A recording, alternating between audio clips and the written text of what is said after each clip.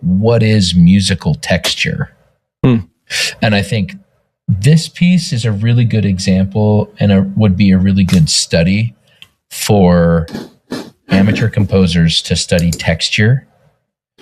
Because if I share the screen here really quick, so musical texture is kind of like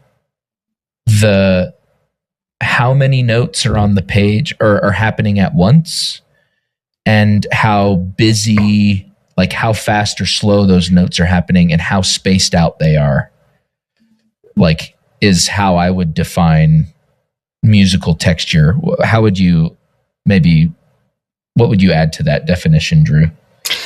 Yeah, so oftentimes when we talk about texture, we're talking about the number of active voices and the independence of active voices.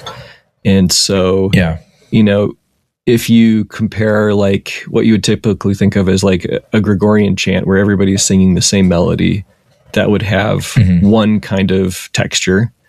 If you think about congregational singing on Sunday at a church or something like that, if you have 4-part hymn singing, but all of the voices are kind of moving and speaking in about the same rhythm, that's a different kind of texture.